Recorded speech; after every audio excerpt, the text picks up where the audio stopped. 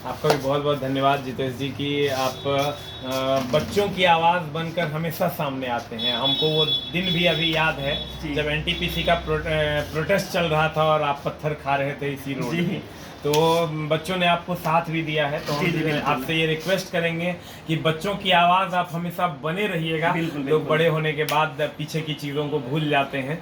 तो जब आप आगे बढ़िए अपने जीवन में तो पीछे की चीज़ों को जरूर याद रखिएगा।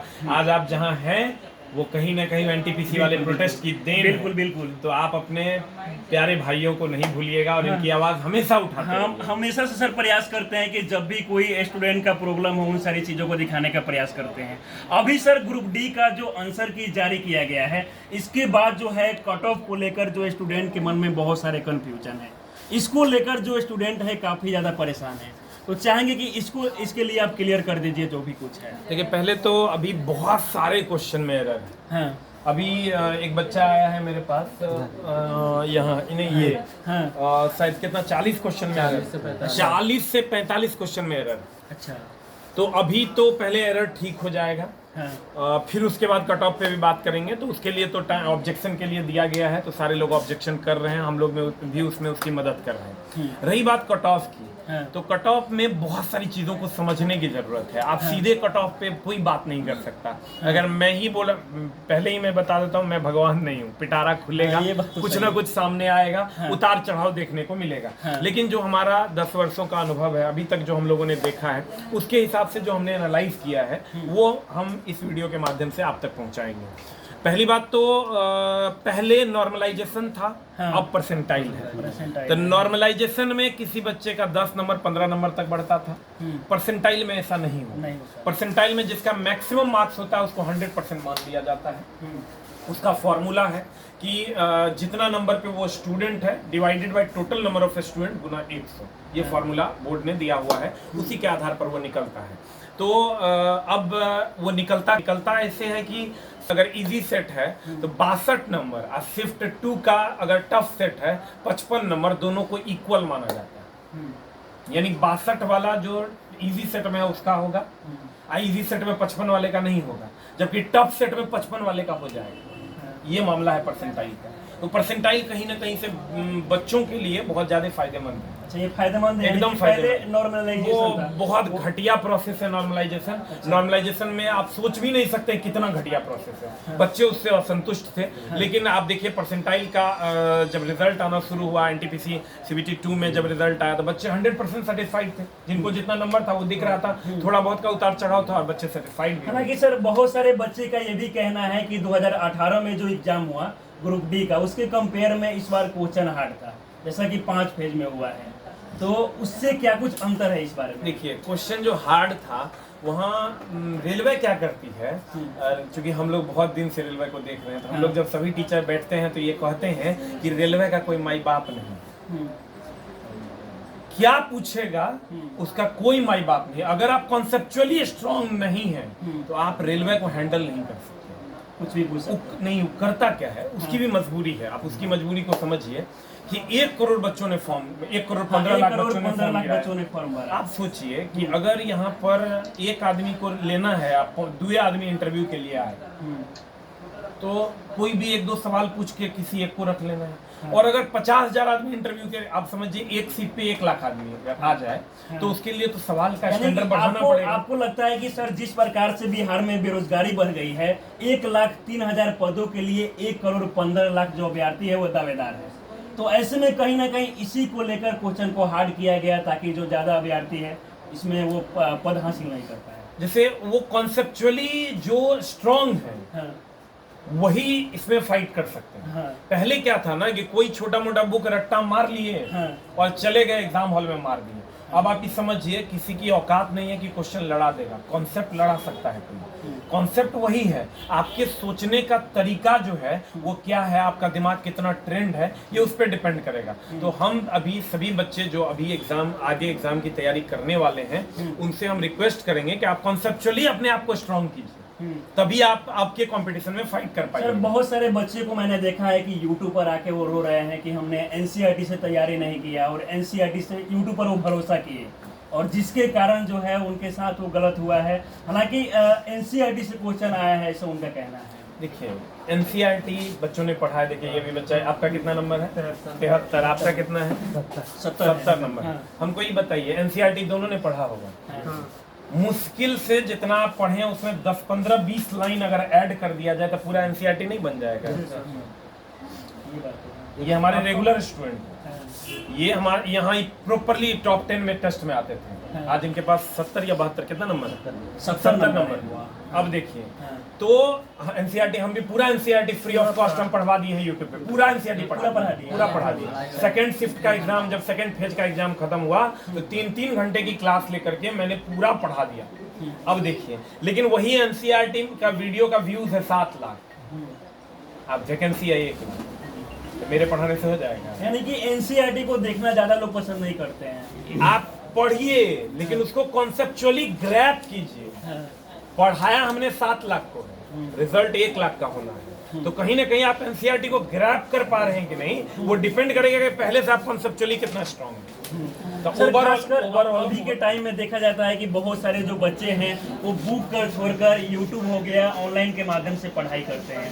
दोनों में क्या अंतर है? क्या यूट्यूब से भी पढ़ के हम ग्रुप डी को निकाल सकते हैं या फिर वो किताब के जरिए? देखिए कुछ बातें हैं जो आपको समझनी होगी। ऑनलाइन और ऑफलाइन एजुकेशन में कहीं ना कहीं डिफरेंस है। ऑफलाइन एजुकेशन जो है, आप 6 घंटा हम लोगों का क्लास चलता है। अभी ये एलपी का क्लास मेरा चल रहा है, 6 घंटा डेली चलता है। आप बताइए, कोई उसमें 6 बाय 6 आंख मांगता है? कोई लड़का डेली 6 घंटा मोबाइल देख सकता है? जैसे वो क्लास देख रहा होगा, एक वीडियो नीचे आएगा जंगल में हो रहा है मंगल, उसका व्यूज चल जाता है 3 करोड़। के देख रहा है? कौन देख रहा है? और क्रमबद्ध ज्ञान को विज्ञान कहते हैं, या क्रमबद्ध ज्ञान अगर आपके पास नहीं है तो आप कुछ नहीं है। 99% मतलब यू आर नथिंग, 100% मतलब यू आर समथिंग। तो आपको ये करना होगा, आप रेगुलरिटी, जब तक आप ऑफलाइन एजुकेशन में भी आपको आना होगा, पहले कॉन्सेप्चुअली स्ट्रांग होना होगा, और तब ऑनलाइन में आके आप क्वेश्चन डिस्कस कीजिए, तब जाके आप करेंगे। अब जरा सोचिए कि बहुत सारे बच्चे हैं अभी के टाइम में मोबाइल तो ले लेते हैं, लेकिन मोबाइल का वो गलत इस्तेमाल करते हैं, और यही नतीजा है कि वो सफल नहीं हो पाते हैं। सर अगर देखा जाए तो बेरोजगारी काफी ज्यादा बढ़ गया है, क्योंकि जरा सोचिए कि जब 1 लाख पद के लिए 1 करोड़ दावेदार हो तो कहीं ना कहीं बेरोजगारी की समस्या तो काफी ज्यादा हो गया है। देखिए एक बात, 1 करोड़ वैकेंसी, 1 करोड़ लोग जो फॉर्म भरे हैं, इसका कोई मतलब नहीं है। आपको उसमें पढ़ने वाला नहीं है, पढ़ने वाला मात्र 10 से 15% बच्चा है। सिर्फ फॉर्म भर देते हैं और सिर्फ फॉर्म भर दिया। 25-30 लाख तो एग्जाम देने नहीं गया। मुश्किल से 75 लाख बच्चों ने एग्जाम दिया है, मतलब आप समझिए 40 लाख बच्चे एग्जाम भी देने नहीं है। तो गांव की चाची है, गांव की आंटी है, गांव के चच्चा है, वो फार्म भर दिए हैं और परीक्षा देने। रियल कॉम्पिटिटर मात्र 15 लाख है, और उसमें जिसका कॉन्सेप्ट अच्छा है वो बंदा रिजल्ट दे रहा। और देखिए सबसे बड़ी बात, बहुत सारे बच्चों का रिजल्ट नहीं हुआ, लग रहा होगा उनको कि मेरा 50 से अंदर है। हम उनको बता दें कि कहते हैं जो होता है अच्छे के लिए होता है। 2023-24 में हर घर नौकरी मिलेगा, हर उस बच्चे को जो पढ़ने वालों को नौकरी मिलेगी, हर उस बच्चे को नौकरी मिलेगी। आप कहिएगा क्यों ऐसा बोल रहे हैं आप? हम हर वीडियो में ये बात बोलते हैं, और इसलिए उसका प्रमाण है, उसके लिए हम आपको साक्ष्य बताएंगे कि क्यों ऐसा होगा। आप जानते हैं कि बीजेपी से गठबंधन टूटा है स्टेट गवर्नमेंट का, सेंट्रल में बीजेपी की सरकार है, 2024 में सेंट्रल का चुनाव है और 2025 में स्टेट का चुनाव है। अब दोनों का एक ही मुद्दा है, राम मंदिर बन चुका है, जम्मू कश्मीर का बेरोजगारी और रोजगार का ही मुद्दा है। अब 2 ही मुद्दा है, बेरोजगारी और महंगाई। तो महंगाई तो बजट है ही है मोदी जी के पास, महंगाई तो तुरंत कम कर देंगे, सारे डिपार्टमेंट में फंड छोड़ देंगे। लेकिन बेरोजगारी को दूर करने के लिए 10 लाख का प्रॉमिस कर चुके हैं ऑलरेडी। हाँ, पहले से कर चुके हैं। और उनको पता है कि अगर सेंट्रल में आपको जीतना है तो बिहार और उत्तर प्रदेश को जीतना पड़ेगा। बिहार और उत्तर प्रदेश को जीतना है मतलब वैकेंसी देना पड़ेगा। सर आपको नहीं लगता है कि ये लोग सिर्फ वोट के लिए जो है रोजगार का वादा करते हैं? क्योंकि बहुत सारे बार जो है युवाओं के साथ धोखा हो चुका है, तो ऐसे में आपको लगता है कि आने वाले समय में युवाओं को रोजगार मिलेगा? देखिए 2 बातें हैं, हम लोगों को राजनीति में नहीं पढ़ना। हम लोग जैसे वो लोग मतलबी, हम लोग भी मतलबी हैं। जो युवा को नौकरी देगा, युवा उसको वोट देगा। कौन पार्टी का है उससे कोई फर्क नहीं पड़ेगा। तो मोदी जी ने 10 लाख रोजगार की बात कही है, वो रोजगार दे देंगे, हम लोग मोदी जी को वोट दे देंगे। 20 लाख रोजगार की बात नीतीश सरकार में हुई है, वो रोजगार दे देंगे, हम लोग उन्हीं को वोट दे देंगे।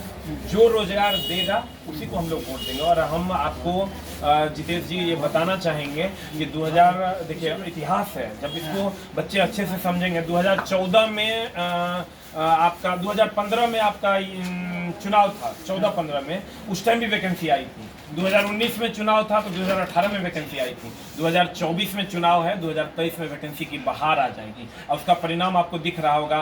20-20 हजार एसएससी से पोस्ट निकला जो कि 2-3 हजार निकलता था। सिविल कोर्ट का वैकेंसी आ गया। उसके बाद आप देख लीजिए क्या बोलते हैं, बिहार सचिवालय का वैकेंसी आ गया, अमीन का वैकेंसी आ गया, उधर उत्तर प्रदेश में यूपीपीसीएल का वैकेंसी आ गया, डीआरडीओ का वैकेंसी आ गया। तो वैकेंसी बहुत सारा है, आपका पढ़ा हुआ है। कहते हैं अगर आप थक गए हैं मतलब आप चढ़ गए हैं, बस 2 कदम तेजी से चढ़िए, कुछ और आपका इंतजार कर रहा है, तो उसके तरफ आप कदम बढ़ाइए। हम कहते हैं बहुत सारे लोग अभी मेरे पास आते हैं, बहुत सारे बच्चे, सर मेरा नहीं हो पाया, गलती से 5-7 नंबर हम ऐसा अटेम्प्ट किए जो हमको नहीं करना चाहिए था। तो आपको गलती का एहसास हो गया, मतलब समझ लिया आपकी सफलता तय है। तो आप अपने कदमों को बढ़ाइए। मेरे पास अभी 2 टाइप के बच्चे हैं, देखिए एक ये बच्चा है, इसका 70 नंबर है, और यहाँ एक और बच्चा है जो अभी पढ़ने आ गया। अच्छा। वो सीधा बोलता है कि सर मेरा एग्जाम खराब चला गया, लेकिन फिर दोबारा कोशिश करेंगे। हम आप ही से पढ़े थे, हमसे मिस हो गया, 50 नंबर, 50 से कम ही नंबर है। अब बोलिए सर हमको कैसे नौकरी होगी, हमको सर ड्राइवर बनना है। तो ये होता है जुनून, उसको पता है कि मैंने गलती की है। ये बच्चा टेस्ट मार रहा था, वो बच्चा गांव में था, नहीं आ पाया और उसको ऐसी व्यवस्था नहीं मिल पाई, इसलिए वो टेस्ट नहीं मार पाया, और टेस्ट नहीं मार पाया, प्रैक्टिस नहीं कर पाया, जहां कहीं ना कहीं उसको उसका खामियाजा भुगतना पड़ा। और ये बात तो आपको भी समझ में आना चाहिए कि 1 करोड़ फॉर्म गिरा अगर, और 1 लाख को रोजगार होना है, मतलब 1% को होना है।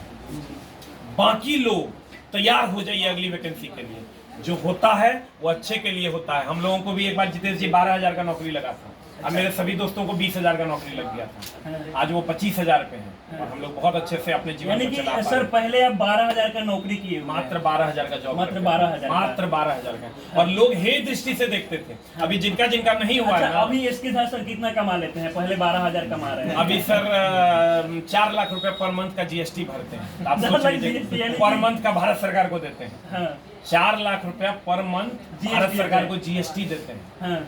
ये सर ऑन कैमरा हम बोल रहे हैं, हमको किसी बात का डर नहीं, हम देते हैं। और हमको लगता है ये 3 महीना से लगभग 5.5 लाख अप्रॉक्स हो गया। उतना जीएसटी भारत सरकार हर महीने इसके साथ 6 गो इंदिरा आवास का घर बनवाता है। सर इस बात से पता चल जाता है कि सर जो है 10 लाख प्लस का महीना कमा लेते हैं। सर 10 लाख तो नहीं कमा पाते हैं, क्योंकि जो जीएसटी देते हैं उसके अलावे भी बहुत सारे खर्च हैं, तो ये तो अलग मैटर है। लेकिन कोशिश करते हैं 250 लोगों को अभी हम रोजगार दिए हुए, 250 लोग, 250 लोग हमारे पास काम कर रहे हैं। अगर उस 12,000 से हम तंग आ जाते और उन लोगों की बातें सुनकर हम तंग आ जाते तो हम अपने जीवन में कुछ नहीं कर पाते। आज आपके लॉज में भी मिठाई बटेगा। सर लेकिन बहुत सारे माँ बाप का सपना होता है कि बेटा आईएएस बने, डॉक्टर बने, दारोगा बने, इंजीनियर बने, तो सर आप कैसे शिक्षक बन गए? सर हमको थैंक यू का आदत था, थैंक यू हमको कोई बोलता हमको बड़ा अच्छा लगता है। अच्छा। तो हम सोचे कि दरोगा बनेंगे तो गालियाँ देगा, डॉक्टर बनेंगे तो ठगने का काम करता है। एक वो डॉक्टर साहब सब कुछ 2% हैं जो अच्छे हैं, बाकी लोग तो पता ही नहीं चलता है कि कहिएगा है ना दर्द हो रहा है तो इंडोस्कोपी भी लिख देगा, अल्ट्रासाउंड लिख देगा, उससे नहीं होगा तो एलएफटी भी लिख देगा, लीवर फंक्शनिंग टेस्ट। तो वो काम हमको अच्छा नहीं लगा। हमको लगा कि सबसे अच्छा काम है शिक्षा देना, और शिक्षा से बड़ा कोई दान नहीं हो सकता। अच्छा सर पहले के बारे में कुछ हम जानना चाहते हैं, पहले आप क्या कर रहे थे और शिक्षक में आने का उद्देश्य क्या था, कब मतलब इस फील्ड में, और पहले क्या कर रहे थे आप बचपन में? बचपन में क्या सोचे थे कि आगे जाके मुझे शिक्षक बनना है? नहीं, बचपन में तो हम सोचे थे कि बहुत बड़ा बिजनेसमैन बनना है। अच्छा, बिजनेसमैन बनना है। शिक्षा के बारे में हम सोचे नहीं थे, लेकिन जब बीटेक उटेक कर लिए तो मेरा एक दोस्त बोला कि यार तुम किसी भी चीज को दूसरों को समझा बहुत अच्छे से सकते हो, तो तुम टीचिंग बहुत अच्छे से कर सकते हो। अच्छा। तो मेरा वो बहुत जिगरी दोस्त था, तो मैंने सोचा यार टीचिंग करेंगे तो सबका थैंक यू भी मिलेगा, और मौत तो अंतिम सत्य है। तो एक सेल्फ सेटिस्फैक्शन हमको मिलता है लोगों को, बच्चों के बीच। अब देखिए ये आया, ये थैंक यू बोलेगा, ये मिठाई खिलाएगा, तो मजा आएगा, लाइफ को एंजॉय करते हैं। और लोग कहते हैं कि सर आप ही हमारे लिए सब कुछ कर सकते हो, तो लगता है मेरे अंदर ये काबिलियत है कि मैं दूसरे के लिए कुछ कर सकता हूँ। तो इसी दिशा में हमेशा कदम बढ़ाता हूँ और आगे भी बढ़ाते रहूँगा। अच्छा सर, अंत में आप क्या कहना चाहेंगे जो भी स्टूडेंट इस बार सफल नहीं हो पाए हैं उन लोगों के लिए? देखिए अभी तो पहले तो कट ऑफ वाला जो मामला है वो हम क्लियर कर दिए हैं सारे वीडियोस में। फिर से हम आपको बता दें, कट ऑफ 60 से 65 की संभावना है। पिटारा खुलेगा तो कुछ भी हो सकता है। 55 तक भी पीछे जाएगा और आगे 75 तक भी जाएगा, किसी किसी बोर्ड का। वो डिपेंड करेगा उस बोर्ड में। ये यूआर का कट ऑफ हम बोल रहे थे, उसी हिसाब से आप ओबीसी SC ST वगैरह का आप जोड़ लीजिए। तो ये यूआर का कट ऑफ है, और हो सकता है कि कट ऑफ किसी बोर्ड में बहुत ज़्यादा चल जाए, हो सकता है कम भी चला जाए। वो डिपेंड करेगा उस बोर्ड में कितनी वैकेंसी थी और उस बोर्ड में कितने एप्लीकेंट्स थे। अब रही बात जिनका नहीं हुआ है, कहते हैं सर हम बार बार तभी से 2 बार बोले हैं, जो होता है वो अच्छे के लिए होता है। उठो, जागो मेरे दोस्त, 10 फीट के पहाड़ पे 8 फीट चढ़ चुके होते हैं। क्योंकि अगर 70 पे नौकरी होता तो 50 तो तुम्हारे पास है। 20 नंबर के लिए अपने आप को वो हौसला दो, वाह क्या बात कि उस ऊंचाई पर चढ़े जहां से नीचे देखे तो ग्रुप डी में जिनका हुआ है वो छोटा नजर आए।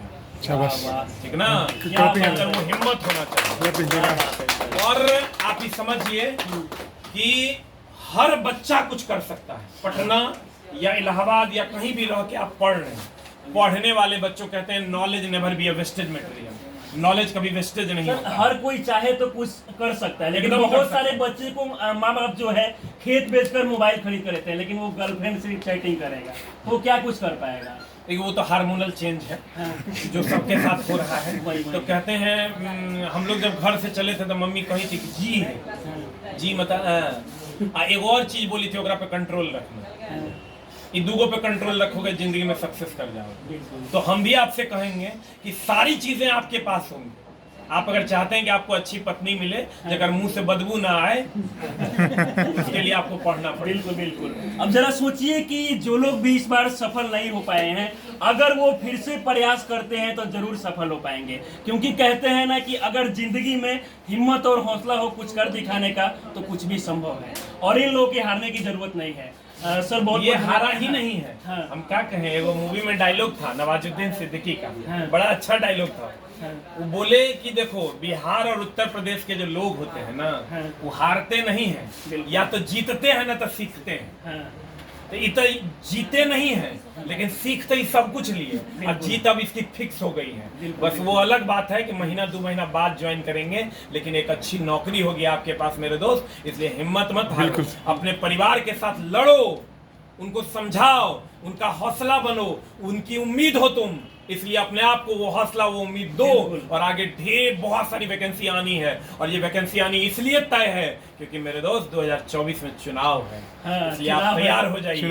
और आपको लग रहा होगा कि सर झूठ बोल रहे हैं, तो इतिहास उठा के देख लीजिए। 15 में चुनाव, अगर 15 के आसपास चुनाव था तो 14 में वैकेंसी थी, 19 में चुनाव था तो 18 की वैकेंसी है ये।